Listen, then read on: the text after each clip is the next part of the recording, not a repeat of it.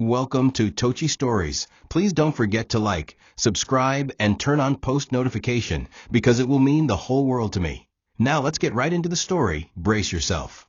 The days following the unveiling of the clinic named in Mama Nnenna's honor were unlike any other.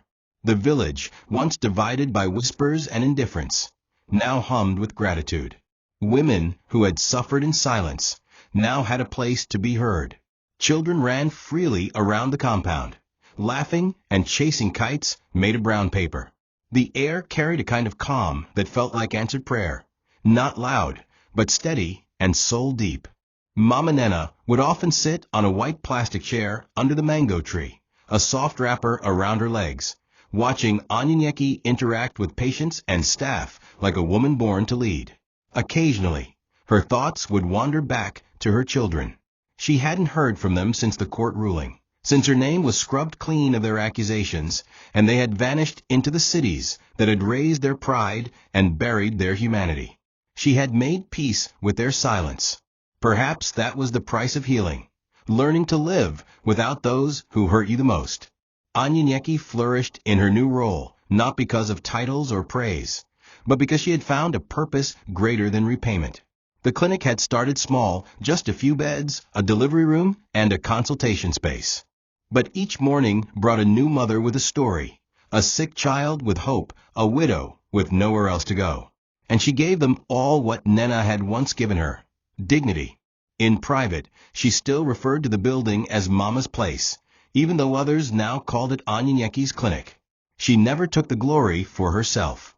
"I'm just continuing what she started," she would say, brushing off praise. There were moments when the peace felt so whole, so complete, that it seemed like the past had lost its power. Nnenna, too, began smiling more, her laughter echoing softly through the courtyard. She had not forgotten what she endured, but for the first time in years, it no longer haunted her. It simply reminded her of how far she had come. But peace is a delicate thing, and evil often approaches not with thunder, but with quiet footsteps. Unbeknownst to them, a government payout had been processed and made public, a large sum in exchange for the clinic's land, which had been marked for health expansion and rural development projects. The money had not yet been transferred, but it was already recorded in state files. It didn't take long before whispers of the sum reached the ears of 3 bitter souls in 3 different cities. Adiz heard it from a colleague in the health ministry. Kelechi stumbled across it in a property transaction report. Samto overheard it in a bar from a real estate officer. Greed, once dormant, rose like smoke from the ashes of shame. They had lost the land, yes, but they had not lost their cunning or their determination. The story of peace was about to be challenged not by open war, but by something far more sinister. A visit wrapped in smiles. The first to return was Adiz. She arrived in a clean gray SUV, dressed in a long corporate gown, with a soft lace scarf tied around her shoulder. She walked through the village like someone returning from exile. Head high, expression rehearsed, eyes misty at the right moments. She brought flowers for Mama Nnenna and gifts for the clinic. "I've missed you," she whispered as she hugged her mother tightly. Her scent, her presence, her embrace, it was all too carefully staged. Nnenna blinked in surprise, but didn't resist. She had lived long enough to tell the difference between apology and performance, but age had taught her something else too, to watch before reacting. So she accepted the embrace and let Adiz sit beside her and speak of regret, of turning a new leaf, of realizing what truly matters. Anyi and Nenna, hopeful as ever, welcomed her with warm smiles, even setting up a space in the clinic for Adiz to volunteer. "Maybe this is a new beginning," she whispered to Mama. But Nnenna's silence said more than words ever could. A week later, Kelechi came. He wore a suit too formal for village heat, shoes that crunched the red soil with unfamiliarity, and sunglasses that shielded more than just sunlight. His arrival was quieter, less emotional. He sat beside his mother, held her hands, and simply said, "I'm sorry, Mama." He didn't cry. He didn't beg. He just stayed, listening to her stories, helping clean the compound, and occasionally greeting Anyi and Nenna with a nod that lacked malice, but carried something unreadable. Samto was last. He came without ceremony, jeans, sneakers, loud voice, fake laughter. "Mama, your boy is back-o," he shouted as he entered. He hugged her, danced with the children in the yard, and even brought toys. The villagers whispered among themselves, confused by the sudden flood of reconciliation. Had guilt finally done its work? Or was something darker hiding beneath? The days that followed were full of uncomfortable peace. The children took turns accompanying Mama to the clinic, helping her walk, preparing meals. They praised Anyi and Nenna in public, telling anyone who would listen how grateful they were for her sacrifice. Anyi and Nenna, blinded by hope, began to dream of full reconciliation. She invited them into planning meetings, asked for their input on community programs, and trusted their interest as sincere. But late at night, in shadows and whispers, they met privately to discuss their true goal. They had already contacted a lawyer. They had already filed inquiries with the land registry. They had even prepared a petition claiming that Mama Nnenna had been manipulated while mentally unwell when she signed over the property. They smiled by day and schemed by night. And slowly, unknowingly, the home that Anyi and Nenna and Mama had built was being surrounded by wolves wearing the skin of family. Behind their perfect acts and polished words, the children launched their strategy like a silent storm. Adiz reached out to local chiefs, claiming she needed their support in restoring balance in the family. She offered donations to the community, food, money, even new roofing sheets, subtly mentioning that the clinic should be returned to family control. Kelechi leveraged his banking connections to dig into the transaction path of the government payout. He discovered the holding file that was still in Anyi and Nenna's name and prepared forged documents to suggest misappropriation. Samto, always the risk-taker, went darker. He met with local thugs, paid a gang leader to intimidate Anyi and Nenna into surrendering quietly. "No need to hurt her. Just make her afraid," he said with a smirk. The three siblings operated on different levels, but their goal was the same: get the land back, take the money, erase Anyi and Nenna, and rewrite history as heroes reclaiming their stolen legacy. Back at the clinic, things seemed normal. Anyi and Nenna smiled, Mama Nnenna laughed softly in the evenings, and the village children still played in the dusty courtyard. But slowly, cracks began to form. Supplies began to go missing. Papers Anyi and Nenna never signed appeared with her name. Donors stopped responding. One of the staff members confided in her that someone was spreading rumors she was using Mama to get rich. Anyi and Nenna, confused but trusting, brought her concerns to the siblings. They assured her it was just village gossip. "Ignore them," Kelechi said. "People will always talk." But their reassurances were hollow, and Mama Nnenna began to notice. She watched how her children looked at the clinic, not with pride, but possession. She noticed how they spoke to Anyi and Nenna with subtle superiority, how they gave orders without asking, how they lingered when money was mentioned. One evening, after a long day, Nnenna sat with Anyi and Nenna under the tree. The sun was setting, casting orange light over the compound. "Do you believe they've changed?" she asked softly. Anyi and Nenna looked at her, uncertain. "I want to believe they have," she replied. Nnenna nodded slowly. "Wanting and knowing are not the same, my daughter." She reached out, took Anyi and Nenna's hand, and squeezed it gently.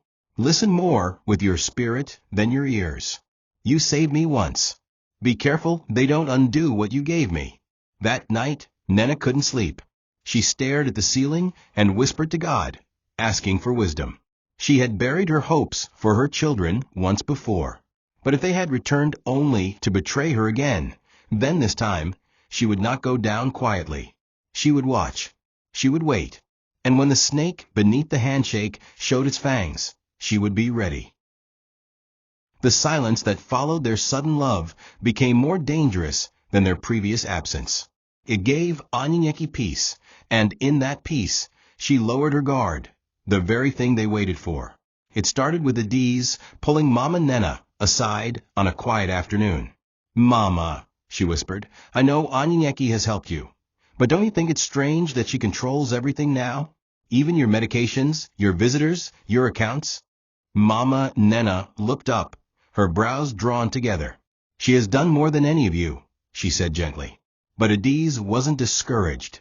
She continued, I'm only saying, be careful. Not everyone who smiles means well. She might be hiding something. I just want what's best for you." Then she kissed her mother's forehead and left the seed of doubt planted like poison ivy. Later that evening, Kelechi accidentally left a file on the dining table labeled Clinic Financial Records. When Mama opened it, it contained half-truths, twisted figures, forged charts, and exaggerated expenses, all implying Anyi and Nenna was misusing funds. The aim was not to prove it, but to confuse the old woman and shake her loyalty. Mama Nnenna didn't confront Anyi and Nenna immediately. She had lived long enough to know that even truth, when spoken too soon, could be mistaken for defense. So she watched. She listened. She prayed. When Anyi and Nenna came in the next morning to help her bathe, she searched her eyes, looking for greed, for guilt, but found none. The young nurse was tired, overworked, and a bit thinner from long hours at the clinic. But she was not hiding. Her love was still honest. Her presence still healing. But Mama could feel the war building around her. Quiet, poisonous, invisible. The villagers had started acting strange too. One even asked her, "Is it true that Anyi and Nenna is building the clinic in her name only?" Another murmured, "They say she forged your signature, Mama." These were not questions. They were attacks dressed as gossip. And Mama could trace their origin. She knew her children's tongues. She had washed those mouths with soap. She had heard them lie before. This time, the betrayal came not in absence, but in weaponized affection. And yet, Mama Nnenna refused to confront them directly. She was too wise to walk into their trap with a loud voice and a shaking cane. Instead, she requested that the land title and original will be returned to her possession, for safekeeping. Kelechi hesitated but relented, not knowing she had a lawyer review it secretly.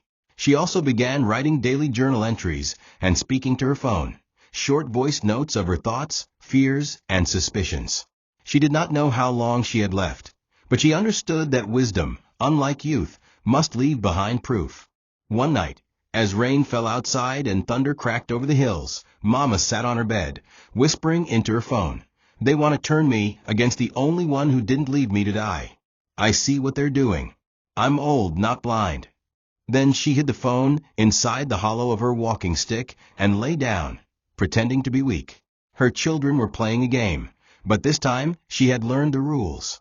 The day Obinna returned was like an omen wrapped in a suit. Word had spread quickly that Mama's estranged husband had been seen at the local transport park asking for directions to the clinic. No one believed it at first. Obinna, the man who had walked away from a woman and her babies in the name of freedom, the man who vanished and never returned to bury his own parents. He had become a ghost in the village's memory. But there he stood at the clinic gate, clean-shaven, wearing a borrowed agbada and holding a worn Bible like a redeemed pastor. "I have come to make peace," he declared dramatically to the staff, drawing attention as if cameras were rolling. When he was led to Mama Nnenna's room, Anyi and Nenna tried to stop him, but Adiz intervened. "Let them talk," she said with a strange smile. And so, the man Mama had not seen in over 3 decades walked into her sanctuary like he belonged there. Nnenna stared at him for several long seconds. Not a word escaped her lips. Her eyes ran over his face, the lines, the tired skin, the forced smile. She remembered the day he left, the slam of the door, the echo of his laughter with that other woman, the letters she wrote that were never answered, the tears her babies cried in hunger. And now here he was older, slower, smelling of talcum powder and desperation. "Nnenna," he said softly, "I made mistakes, but I've come to fix them. I heard what's happening. I never divorced you. That land, that house, it still belongs to both of us." She said nothing. Anyi and Nenna stood quietly by the curtain, tense, unsure whether to interrupt or obey Mama's silent stare. Finally, Mama spoke, not in anger, not in bitterness, but with the cold clarity of a woman who had buried her shame long ago. "The day you walked away, I died to you. You have no voice here. Whatever I built without you. Go and fix the life you chose. This one is no longer yours." Obinna's face twitched, but he didn't explode. He chuckled instead. "You see, and this is why I left. Too stubborn. You let a nurse deceive you into giving strangers what belongs to your blood. He turned to the children and said, "If you want to fight this battle, I'm ready. I'll get proof. The land belongs to me too." Then he walked out with the confidence of a man who had just won an argument, unaware that Mama had already contacted her lawyer to prepare a court affidavit declaring that Obinna had abandoned the marriage and forfeited all rights. As he strutted through the compound, villagers whispered in confusion, watching the past come back to haunt the present. But Mama Nnenna didn't flinch. She turned to Anyi and said calmly, "Prepare yourself, my daughter. They have added another vulture to their flock. Let's not wait to be eaten." That evening, the compound was strangely quiet. The fake harmony the children had built with smiles and platitudes had begun to unravel. Obinna's arrival had accelerated their desperation. Kelechi was overheard on the phone angrily arguing with someone about a title deed delay. Adiz snapped at a nurse in the clinic corridor, something she never did before. And Samto drank more than usual, sitting outside the house into the late hours, muttering curses about ungrateful old women. Mama Nnenna saw it all. She watched how their masks cracked when they thought she wasn't looking. She saw the way they looked at the clinic walls with entitlement. She noticed how they stared at Anyi with a mixture of hatred and fear. It wasn't just about money anymore. It was pride, control, and punishment. They wanted to punish Anyi for being the daughter they refused to become. And they wanted to erase Mama's legacy because it reminded them of what they had lost. But Nenna's heart had been hardened by years of suffering and betrayal. She would not be fooled again, not by apologies, not by crocodile tears, not by the voice of a man who only returned because wealth whispered his name. That night, she called Anyi into her room. The young woman looked exhausted, her eyes puffy, her posture sagged, her spirit dimmed. "They're spreading lies again, Mama," she whispered. "The staff are changing. The villagers, some won't greet me anymore." Mama took her hand, her grip firmer than expected. "You did not walk through fire to be scared of smoke," she said. "You saved me from death. Now I will save you from shame." She told Anyi of everything she had noticed, the rumors, the fake documents, the old wounds disguised as forgiveness. Then she showed her a hidden flash drive. "This," she said, "has everything. My statement, my confession, and my final will. When the time comes, don't speak. Just play it." They agreed that it was time to take precaution. Mama Nnenna asked to be moved quietly to a safe location under the guise of needing medical care elsewhere. Anyi arranged transport through a trusted patient's son, a former bus driver turned ambulance aide. They left in the middle of the night, without warning, leaving only a note behind. "Do not look for us. We will return when truth is safe again." The next morning, chaos erupted. The children screamed at the staff. They searched the clinic, ransacked rooms, demanded keys, shouted at nurses. "She's hiding her. She's hiding our mother." Samto shouted, "We should burn this place down." Adiz slapped one of the younger staffers who refused to talk. The village, once peaceful, now trembled under the weight of returning darkness. But in a small house far away, Mama Nnenna sat wrapped in a blanket, sipping hot pap, while Anyi held her hand tightly. This time, Mama said softly, "I will not die for their comfort. I will live for yours." It was just after midnight when Anyi awoke to the sound of feet on gravel. They weren't soft or accidental. They were deliberate, cautious, like predators testing the silence. The safe house where she and Mama Nnenna were hiding was a small bungalow behind a retired priest's compound in a different village. The priest had once been treated by Anyi during a medical outreach and agreed to keep their location hidden. But that night, the silence was unnatural. Anyi crept to the window and gently parted the curtain. She saw shadows, for figures, all men, moving like ghosts with cutlasses, one holding a gallon of something, kerosene. Her heart leapt into her throat. One of them whispered, "If we burn the house, the story ends here. Nobody will prove anything." The other responded, "Just pour it. Nobody will trace it. Once the old woman is gone, the land comes back." Her knees nearly gave way. They were going to kill Mama Nnenna. And her. She didn't scream. Instead, she tiptoed to Mama Nnenna's bed, shook her awake gently, and whispered, "We have to go. Now." Mama didn't ask questions. Despite her frail body, she sat up slowly, clutched her scarf, and nodded. Anyi and Nenna had already packed a small emergency bag, which she grabbed while helping Mama up. The back door was bolted, but she unlocked it quietly and led Mama through the bushy fence behind the house. They moved in darkness, thorns scratching their arms, insects buzzing in their ears, until they reached the priest's back shed. As they settled, the sound of breaking glass shattered the air. Fire lit up the sky behind them. The house, their hiding place, was in flames. The men had done it. The priest's dogs barked wildly, bringing attention, and the attackers fled. But Anyi and Nenna knew what this meant. This was no longer about land. It was war, and she and Mama were now fugitives in their own truth. By morning, the story had changed. In the village, the children were seen crying publicly. "We heard our mother is missing," Adiz told the press. "We think she's been kidnapped. And the nurse, she's the one behind it." Local blogs picked it up. News stations aired it. Anyi and Nenna was branded a kidnapper. Mama Nnenna, a mentally unstable woman being used for land theft. It was like watching her name, her sacrifice, burn alongside that house. But what the children didn't know was that the priest had security footage, and Anyi and Nenna had recorded the attackers' voices on her phone. As she sat with Mama under the tree in a distant village, wrapping her swollen ankle and gently applying balm to the old woman's bruised knee, she whispered through tears, "We will not die for their lies."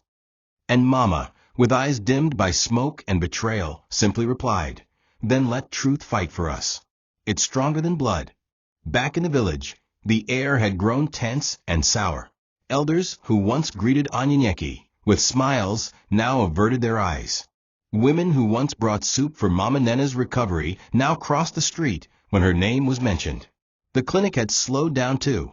Some patients were turning away, afraid of being caught in the so-called scandal. It was a silent siege, not of weapons, but of words. The children had worked quickly and craftily. With the story of Anyi and Nenna kidnapping Mama, they had stirred sympathy, fear, and doubt. They went to the village chiefs and claimed Mama was being brainwashed by a woman who had falsified documents and claimed false inheritance. They brought forged papers, carefully crafted, that suggested Mama had made the new will under duress.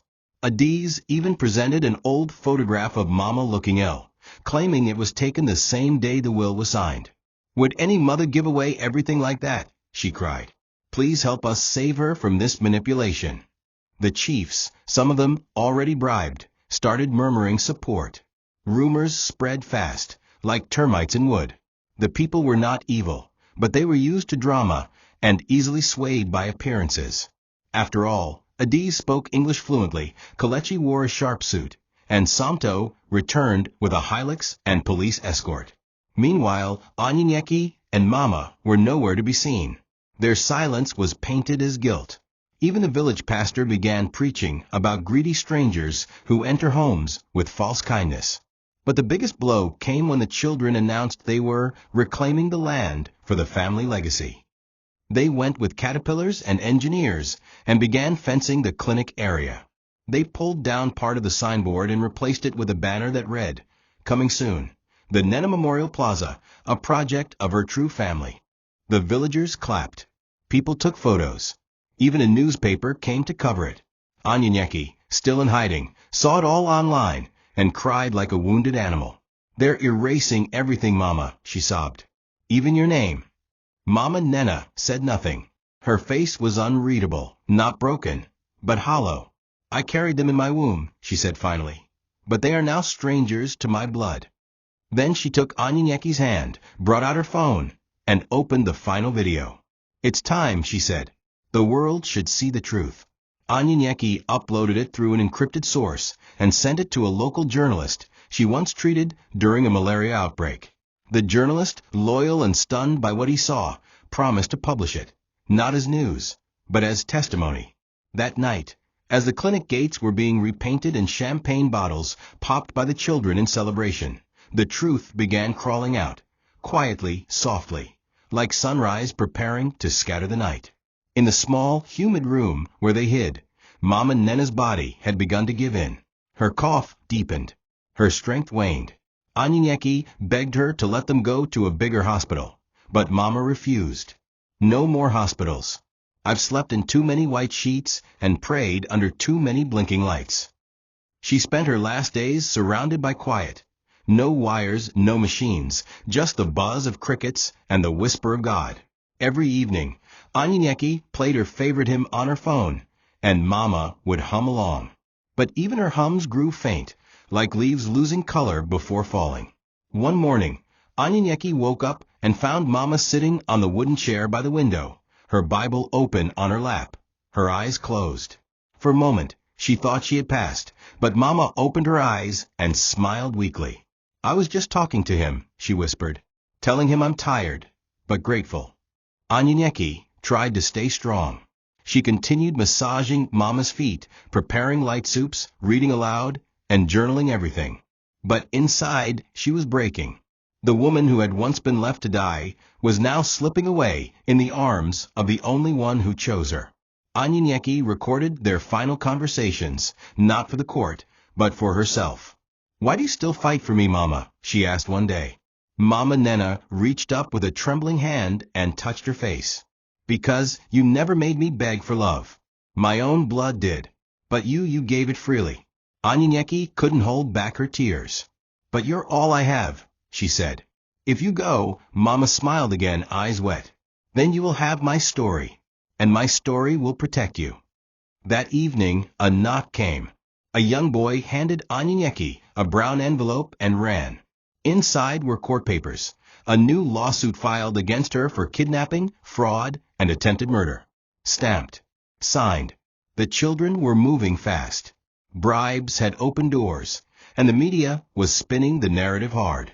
"We must move," Anyi and Nenna whispered, clutching the papers. "They want you gone before the video spreads." But Mama Nnenna shook her head. "No," she said firmly. "We wait. I will not die running. I will die standing. Let them come. I have said everything. Now let truth do what love could not." That night, she recorded her final message, staring into the camera with her fading eyes and frail lips. "If you see this, know I tried. I tried to raise good children. But sometimes evil grows even in watered soil. Let the truth not die with me." And then she laid her head on Anyi and Nenna's lap and slept. It began with headlines. Nurse flees after forcing old woman to sign will. Family seeks justice. And the cruelest of all, mother missing after suspicious inheritance transfer. The children's forged documents worked like wildfire, burning every thread of Anyi and Nenna's credibility. On the surface, the court filings appeared legitimate, stamped with official signatures, notarized statements, even testimonies from villagers who had been bribed to lie. They claimed Mama Nnenna had shown signs of mental instability months before the land transfer, accusing Anyi and Nenna of exploiting an elderly woman's confusion. Within days, the police issued a warrant for Anyi and Nenna's arrest. She barely had time to hide Mama's final video and wrap her sleeping body in a shawl before authorities stormed the village. Her safe house was searched, her phone tapped, bank account frozen. And when she walked into the courtroom to challenge the accusations, she was arrested in front of news cameras. Flashbulbs captured her in handcuffs, head bowed, while headlines rebranded her from caregiver to criminal. The children put on a spectacular show. Adiz wore white and wept for the press. "We just want our mother back. She's an old woman who has been manipulated." Kelechi made statements about healing family wounds, and even tried to appear humble in front of the judge. Santo, less subtle, threatened legal consequences for those who steal from grieving children. Mama Nnenna was declared mentally unfit retroactively, a legal loophole enabled by two crooked psychiatrists who claimed to have seen her months prior. Court hearings were scheduled quickly, almost too quickly. Every time Anyi and Nenna tried to speak, her voice was drowned out by legal jargon or objections. Her lawyer, a young public defender with limited resources, struggled to keep up. Evidence was withheld. The original land documents were challenged as forged. Every truth Anyi and Nenna tried to present was countered by layers of falsehood funded by deep pockets and ruthless ambition. Yet, in the midst of it all, she held on. She had the real will hidden. The thumbprint of Mama Nnenna was there. The clinic deeds had her name, signed in front of 2 honorable witnesses. And above all, she had the video. But she didn't release it yet. Not then. She was waiting. Waiting for the court to draw its dagger fully, for the public to buy every lie, for the weight of injustice to reach its peak. Because then, and only then, would truth not just shine, but explode. In her holding cell, Anyi and Nenna wrote daily. Letters, thoughts, reflections, and prayers. Let them see me as guilty, she wrote in her journal, so they will tremble when they see what love really looks like. What she didn't know was that outside, the young journalist she had once helped during malaria treatment was already preparing the world for what came next. The video was just under 15 minutes long, yet it felt like a lifetime of grief poured into silence. It opened with Mama Nnenna seated on her bamboo chair, dressed in a simple wrapper and blouse, a headscarf tied loosely. Her voice cracked at first, but it strengthened with every truth she spoke. "My name is Nenna," she began, looking straight into the camera. "I gave birth to 3 children. I raised them alone after their father abandoned us. I gave them food before I fed myself. I worked in other people's farms just to see them go to school. But when I got sick, they told the doctor to stop my treatment. They said, 'Let her rest.' They said, 'Let her die.' Her words were not angry, they were weary. Her eyes did not burn, they bled. She spoke of her struggles, of the night she overheard their betrayal in the hospital, of Anyi and Nenna, the daughter I never birthed, but who gave me life when my blood gave me death." The journalist released the video anonymously. It spread like a virus of truth. Within 24 hours, it was on every platform: Facebook, WhatsApp, X, YouTube. Thousands commented, cried, shared. Who are these children? How can someone betray a mother like this? Where's the nurse? Some news stations tried to suppress it, funded by the children, but others picked it up fiercely. The tide began to turn. The once confident children were now dodging interviews, turning off their phones, and avoiding cameras. Court observers demanded a re-evaluation of the case. A petition began circulating, demanding justice for Mama Nnenna and the immediate release of Anyi and Nenna. Celebrities, market women, retired teachers, all began quoting Mama's line, "Let them come. I have said everything. Now let truth do what love could not." In court, the judge finally demanded to see the video. It played in full, and when it ended, the room was frozen. No objection, no whisper. Even the stenographer's hands paused over the keyboard. The judge, a woman with tears in her eyes, said softly, "Sometimes the law fails. But truth never forgets." Anyi and Nenna was released the next day. As she walked out of the courthouse, no cameras were allowed. She refused interviews. All she did was walk into the waiting car and hold Mama Nnenna's scarf close to her heart. The children were now under investigation. Their bribes, their documents, their lies, all being unraveled. The public that once swallowed their performance now demanded justice with claws. And as Anyi and Nenna sat quietly in her small apartment, she whispered toward the sky, "You spoke, Mama. You didn't die in silence." While the children scrambled to cover their tracks, Obinna, Mama Nnenna's estranged husband, returned to the scene like a vulture circling fresh carrion. He arrived in the village with a forged marriage certificate, claiming he and Nenna had never truly divorced. With his newly hired lawyer, he petitioned the court to hand over all property, land compensation, and assets to him, as the rightful husband and next of kin. He gave a pitiful interview to the press. "I was in Lagos working hard to send money. I did not abandon her. I loved her. The nurse bewitched her and took advantage of our old age." His performance was theatrical, complete with fake tears, trembling hands, and Bible verses. And for a moment it worked. Some villagers who remembered him from long ago began to whisper, maybe he was telling the truth? Maybe Anyi and Nenna was truly manipulating everything? But the illusion cracked when his second wife, Ngozi, showed up, uninvited and furious. She stormed the courtroom during a session, carrying wedding photos, receipts, and letters. "Is this your husband?" she screamed, holding up their marriage license. "Is this the man who said he was loyal to his first wife?" The courtroom exploded. Ngozi recounted how Obinna abandoned her too, after squandering all her savings in a failed transportation business. She showed photos of him dancing with other women at a birthday party in Owerri the same week he claimed to be mourning Nnenna. The court demanded a DNA test on the children's claims. The fraud was exposed further.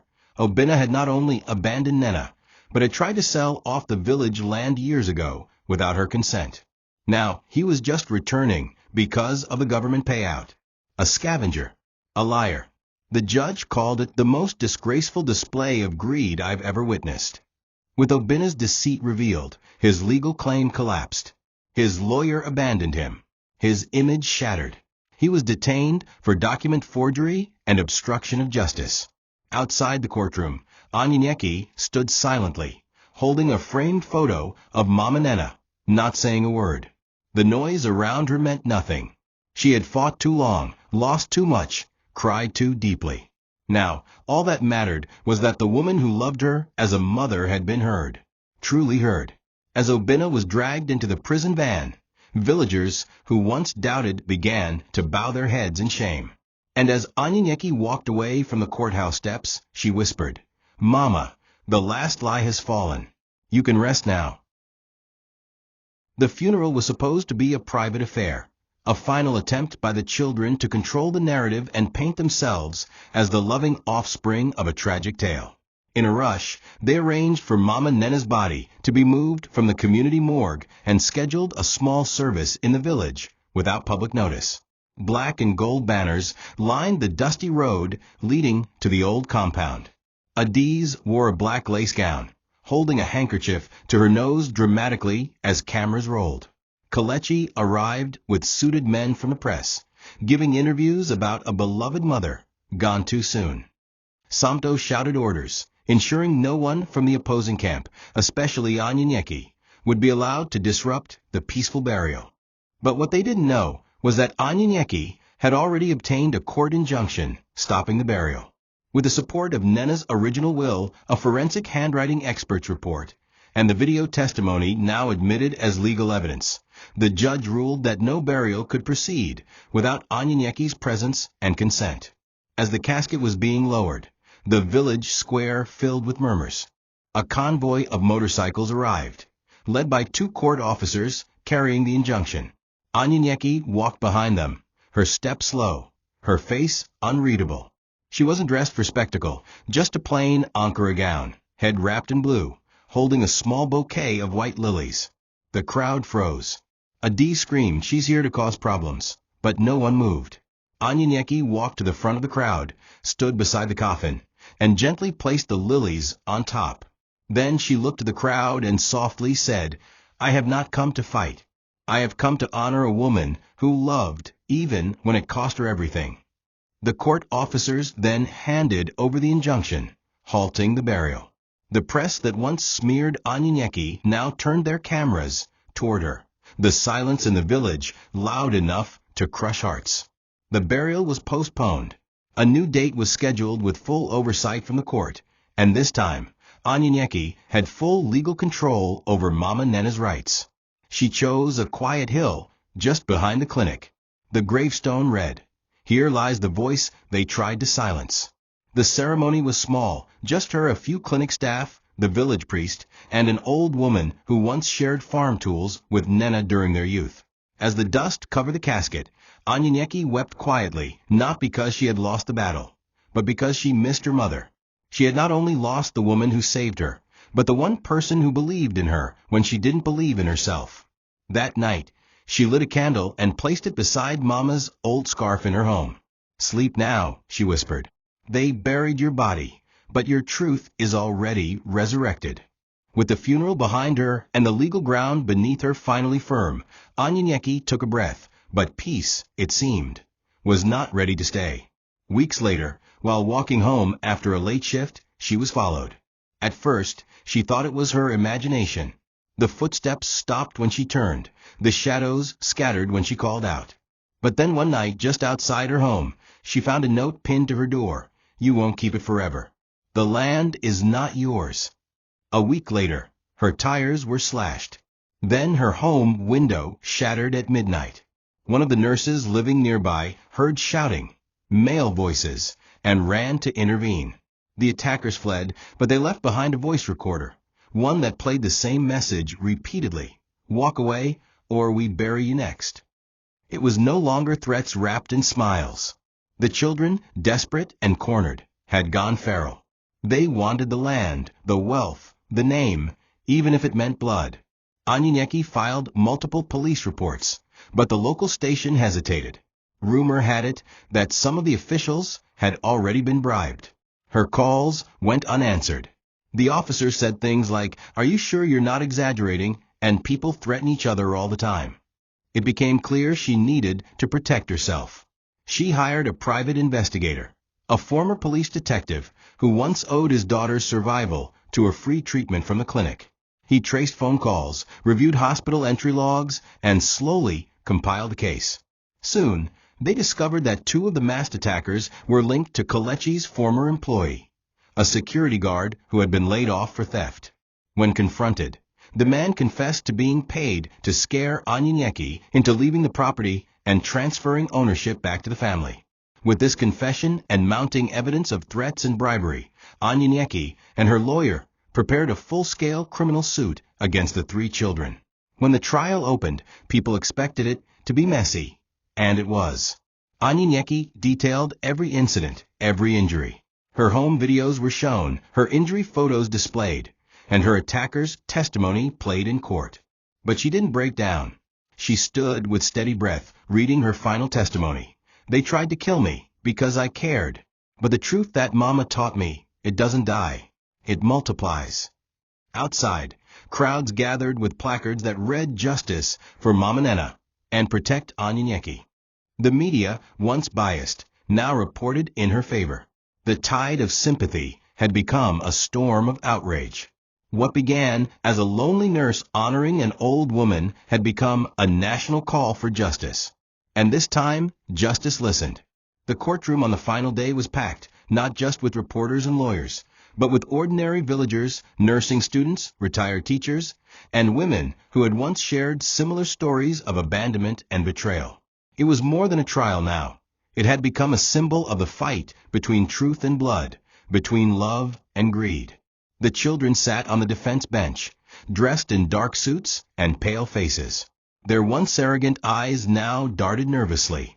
Obinna, now a gaunt shadow of himself, refused to meet Anyi and Nenna's gaze. The presiding judge, a seasoned woman known for her intolerance of injustice, called for silence as the verdict was read. Each of the three children was found guilty of conspiracy, fraud, falsifying legal documents, and attempted intimidation.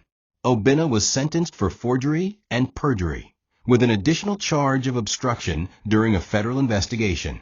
As the sentence was delivered, the courtroom erupted in a mix of applause and sobs. But the judge wasn't done. She stood and addressed the courtroom personally. This is not just the story of an old woman and a nurse. This is a story of many mothers whose sacrifices are betrayed. This is a message to every child who has forgotten where their strength came from. And to you, Anyi and Nenna, this court recognizes not just your courage, but your loyalty. You are what a daughter should be. Tears ran down Anyi and Nenna's cheeks as she covered her face. It was the first time she had allowed herself to break. Not in grief, but in gratitude. The pain she had buried for so long finally found space to breathe. And with that, the final judgment was sealed. The land, the house, the clinic, all legally and irrevocably hers. Outside the court, she stood on the steps and looked to the sky. The sun broke through the clouds like Mama Nnenna's smile, soft, warm, and unbreakable. Reporters rushed for a statement, but she raised a single hand and said softly, "I have nothing to add. Mama already told the world everything they needed to hear." Then she walked away, not into the shadows of a victim, but into the light of a woman who had fought the most brutal war a heart can face, and won. Behind the fortified walls of the correctional facility, the masks finally slipped. Adiz, who once prided herself on poise and societal standing, found herself face to face with hardened criminals who neither cared for her medical degree nor the tears she once weaponized. Kelechi, too arrogant to admit guilt, was broken by the loss of freedom, his fake designer belts and wristwatches replaced with gray uniforms and metal cuffs. Samto, the youngest, tried to claim mental instability in court, but the psychologist saw through it. Now confined to separate prison blocks, they were forced to eat meals off aluminum plates and sleep in rooms colder than their hearts had once been. At night, Adiz often wept not because she missed her mother, but because she had finally realized that love cannot be inherited by default. It must be earned daily through service, presence, and respect. Obinna, now 68, was placed in the elder section of the prison, where many remembered his days in Lagos as a vibrant businessman. But now even those who once respected him recoiled when they learned he had returned only to forge papers to reclaim land from a woman he abandoned. He often mumbled to himself, reciting regrets that no one cared to hear. If I had been patient, but there was no one left to listen. The second wife, who once supported his greed, had left him when the trial began, ashamed to be linked to a man who tried to bury the truth. In prison, Obinna's name was reduced to numbers, no longer Papa Santo, no longer Chief Obinna. Just a number printed on his chest, and a trail of regrets dragging behind every shuffle of his feet. Meanwhile, the public story shifted. From news broadcasts to social media forums, the case became a cautionary tale. Pastors preached sermons using Mama Nnenna's name. Civil rights groups held town hall meetings, pushing for stronger protections of inheritance for caregivers and whistleblowers. But amid all the noise, Anyi and Nenna chose silence. She didn't need applause or media attention. The prison sentences were not her victory. Her victory was something quieter, something more profound.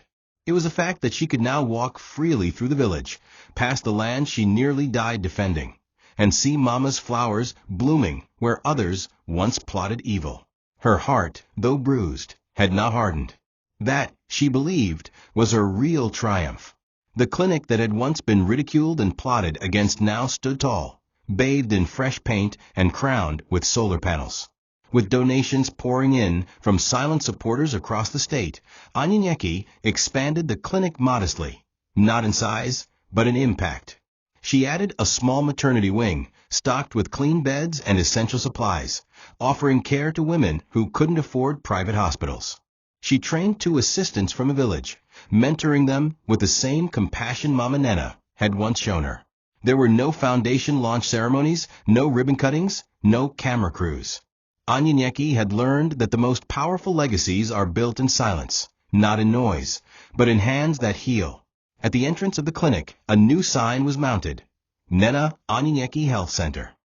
The villagers, once manipulated by lies, now visited daily, not just for treatment, but to say thank you. Elderly women brought yams and oranges in gratitude. Children greeted her with hugs.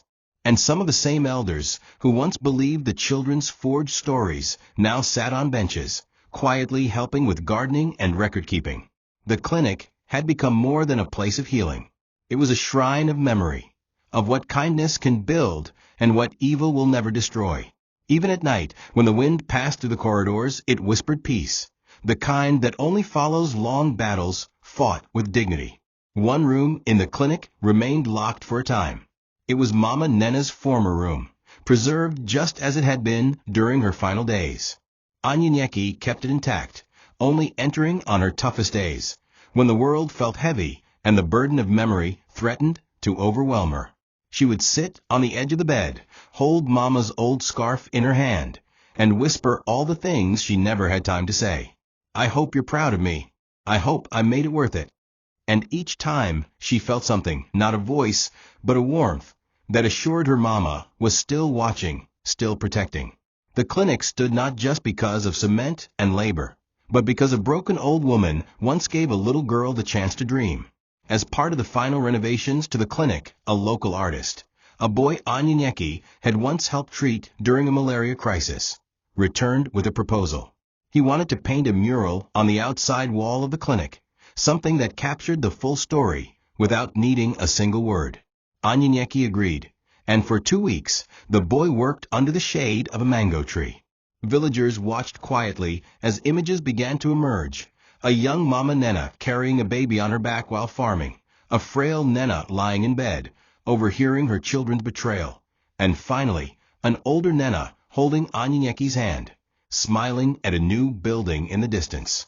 At the center of the mural was the most striking image, a double portrait. On the left, a much younger Nenna, surrounded by her 3 children in school uniforms, looking up at her with innocent eyes. On the right, the same Nenna, now aged, resting her hand on Anyi and Nenna's shoulder as both looked ahead with serene strength. Below the mural, painted in bold white letters, were the words, "The woman they threw away became the cornerstone." People came from faraway towns just to take photos in front of it. Some wept. Others stood in silence. But all left changed. Anyi and Nenna would often stand before that wall in the early mornings, before the clinic opened. It wasn't about pride. It was about remembering. Not just the pain, but the seed that pain had planted. She thought of all the things that could have broken her. The threats, the betrayal, the loneliness. But in the end, she survived not because she was the strongest, but because Mama Nnenna had given her a reason to keep standing. That wall wasn't just art. It was history. A reminder that when love is real, it doesn't need blood to bind it. All it needs is memory, and a promise never to forget. Inside the gray-walled prison, time moved like dripping tar, painfully slow and suffocating. Adiz had tried writing several apology letters to Anyi and Nenna, but each word felt hollow against the magnitude of what they'd done. Kelechi, once proud of his charm and clever tongue, now sat in the chapel corner with his head bowed daily, not praying for forgiveness, but wishing he had never been caught. Samto, the most arrogant of them all, hadn't spoken in days. He had broken down completely, not out of remorse, but because the world outside was moving on, and no one was waiting for them. The fake friends, the flashy lifestyles, the social media attention, all gone. The silence of their cells was louder than any judgment, and the regret in their hearts roared like thunder each night. They had hoped that Anyi and Nenna would respond to their letters, at least acknowledge their pain, maybe show the same mercy Mama Nnenna had once shown them. But she never did. Anyi and Nenna received the letters and quietly placed them in a shoebox beneath Mama's scarf in the old clinic room.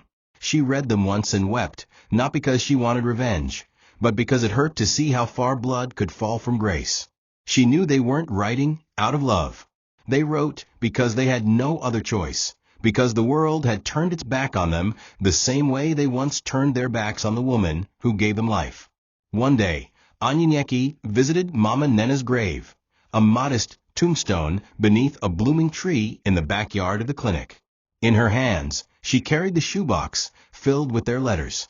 She knelt down, her fingers trembling as she opened the box and slowly placed each letter one by one at the foot of the grave. There was no ceremony, no words, just the sound of wind and her silent tears dripping onto the red soil. When she finally stood, she whispered, "They said sorry, Mama, but you don't owe them an answer." She turned and walked back toward the clinic. Behind her, the wind carried a gentle rustle through the tree branches, almost like an old woman's hum. Years later, the village told Mama Nnenna's story like folklore, not one born of pity, but of power. Children learned her name before they learned the alphabet. Women whispered her tale as a warning, a prayer, and a prophecy. And every year on the day the clinic was completed, Anyi and Nenna would gather young women under the mango tree beside the mural and share what many called the story she left behind. She didn't speak with grandeur or theatrics. Her voice was soft, almost maternal. She was not perfect, Anyi and Nenna would say, but she gave without asking. She loved even when unloved. And when they tried to throw her away, she became the rock on which this clinic stands. Anyi and Nenna never remarried. She found peace in service, in quiet joy, and in watching others heal. People offered her awards, TV appearances, and book deals. She turned them all down, not because she was shy, but because she believed some stories were sacred, not meant for fame, but for healing. Her clinic expanded slowly, one room at a time. She trained girls like herself, orphans, dropouts, girls forgotten by the world, and turned them into midwives, nurses, caretakers, even teachers. The same path Mama had once carved for her, she now carved for others. And every evening, before locking up the clinic, she would pause at the mural and smile at Mama's face. There was no final celebration, no official ending. Just a life continued in the memory of a woman who once heard her own children whisper for her death. A woman who lived to write her truth. And a nurse who refused to give up even when the world turned on her. The story didn't end with applause. It ended with a tree growing beside a grave, flowers blooming at a clinic door, and lives being saved in a place built by betrayal, but redeemed by love. That was the real victory, not that justice was served, but that love, despite everything, endured. Thank you for watching this video. What did you learn from this story? Drop it in the comments. Please make sure you like, comment, and subscribe to my YouTube channel TOCHI Stories for more.